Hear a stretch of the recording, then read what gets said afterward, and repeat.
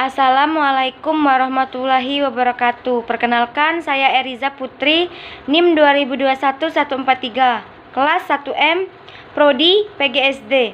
Mata kuliah pengantar pendidikan, dosen Dr. Randes Haji Hendra Wijaya, SAG, MPDI. Baiklah, di presentasi kali ini saya akan menjelaskan materi mengenai komponen pendidikan. 1. Pengertian komponen pendidikan.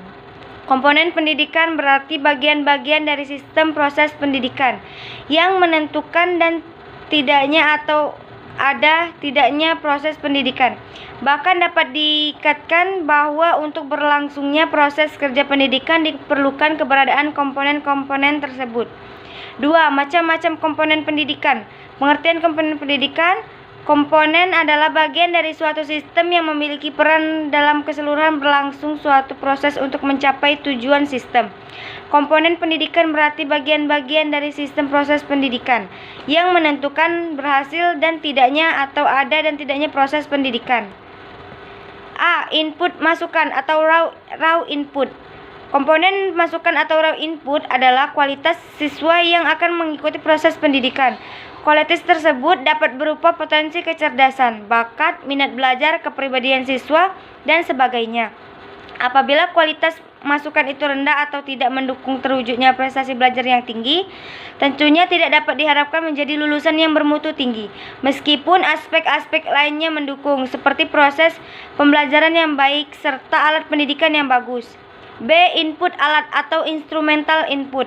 Kurikulum dan pendidik. Komponen masukan yang berperan sebagai alat pendidikan atau instrumental input adalah semua faktor yang secara langsung atau tidak mempengaruhi proses pembelajaran.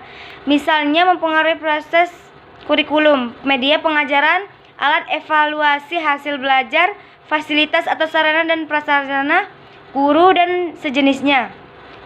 C. Input lingkungan atau environmental input. Komponen lingkungan pendidikan environmental input dapat berupa sosial budaya masyarakat, kafetaria, sekolah, dan sejenisnya. Secara langsung maupun tidak langsung, aspek ini akan mempengaruhi proses pembelajaran dan muaranya pada masalah mutu lulusan. 3. Hubungan timbal balik antar komponen pendidikan. Seluruh komponen-komponen pendidikan di atas merupakan suatu kesatuan yang saling berkaitan dalam proses pendidikan untuk mencapai tujuan pendidikan. Input mental atau raw input yaitu peserta didik, alat input instrumental input, kurikulum, pendidik input, lingkungan atau environmental input, secara cuaca, situasi, keadaan masyarakat, dan lain-lain, yang secara langsung maupun tidak langsung dapat mempengaruhi proses pendidikan, sehingga dalam pencapaian tujuan pendidikan secara optimal dapat ditempuh melalui proses berkomunikasi yang intensif. Baiklah, sekian presentasi dari saya. Apabila ada kata salah saya mohon maaf. Kepada Allah saya mohon ampun. Saya akhiri. Wassalamualaikum warahmatullahi wabarakatuh. Terima kasih.